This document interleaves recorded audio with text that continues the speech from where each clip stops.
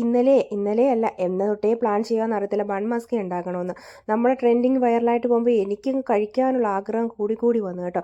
അങ്ങനെ തണുപ്പത്ത് വൈകിട്ട് താണ്ടെ വണ്ടി എടുത്തുകൊണ്ട് പോയി നമ്മൾ വാങ്ങിച്ചേക്ക് പാവ് ബജിയുടെ ബന്നാട്ടോ കിട്ടിയത്.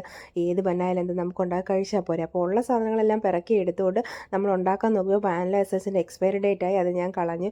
എന്നേ വാങ്ങിച്ച് വെച്ചേക്കുന്നത് വലിയ യൂസൊന്നും ഇല്ലാത്തതുകൊണ്ട് ഇതാ നോക്കിയിട്ടില്ല. അപ്പോൾ ഇതെങ്ങനെ ഉണ്ടാക്കുന്നതെന്നൊക്കെ എങ്ങനെ ഉണ്ടാക്കുന്നതെന്ന് എല്ലാവർക്കും അറിയാം കേട്ടോ.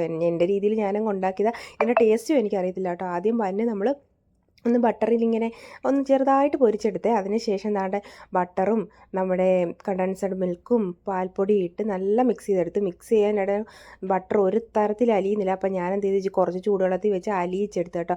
അപ്പോഴത്തേന് ചായ തിളച്ച് വന്നു. അപ്പോഴും നമ്മുടെ ബൺ മസ്ക് തയ്യാറായിട്ടില്ല കേട്ടോ. ഇതിൻ്റെ ടേസ്റ്റ് എനിക്ക് സത്യത്തിൽ അറിയത്തില്ല, എന്താണെന്ന് അറിയത്തില്ല. ബട്ടർ ഇഷ്ടപ്പെടുന്നവർക്കെല്ലാം ഇത് ഇഷ്ടപ്പെടും എന്ന് ഞാൻ ഉറപ്പ് പറയുന്നു. എനിക്കെന്തോ ഒരു 50-50 ആണ് തോന്നിയത്. പക്ഷേ ബാക്കി കഴിച്ച എൻ്റെ ഹസ്ബൻഡിനായാലും അപ്പുറത്തെ ചേച്ചിക്ക് ഞാൻ ടെസ്റ്റ് ചെയ്യാൻ കൊടുത്തില്ല. അവർക്കെല്ലാം ഇഷ്ടപ്പെടും കേട്ടോ. ചിലർക്ക് ഇഷ്ടപ്പെടും, ചിലർക്ക് ഇഷ്ടപ്പെടത്തില്ല. അങ്ങനെ തന്നെയല്ലേ. പിന്നെന്താ, നമ്മുടെ തണുപ്പ് സമയത്ത് ചായ മുക്കി കഴിക്കാൻ നല്ല ടേസ്റ്റ് ഉണ്ടായിരുന്നു കേട്ടോ.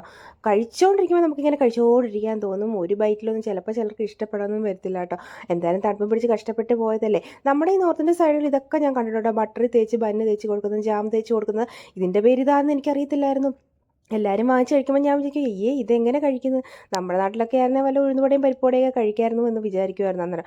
ഇപ്പോഴല്ലേ സംഭവം മനസ്സിലായി. ഇനി എന്തായാലും വെളിയിൽ ഇറങ്ങുമ്പോൾ ഒരെണ്ണം വാങ്ങിച്ച് കഴിക്കണം. ടേസ്റ്റ് നമുക്ക് കൂടെ അറിയണ്ടല്ലോ. അപ്പോൾ നമ്മൾ ആദ്യം സിംഗിളായിട്ട് കഴിച്ചു, പിന്നെ ചായ മുക്കി കഴിച്ചു. എല്ലാം ഓക്കെയാണ്. ചിലർക്ക് ഇഷ്ടപ്പെടും, ഞാൻ പറഞ്ഞാൽ ചിലർക്ക് ഇഷ്ടപ്പെടത്തില്ല. അപ്പോൾ നമ്മുടെ വീഡിയോ ഇഷ്ടപ്പെടുന്നവരൊന്നും ലൈക്ക് ചെയ്ത്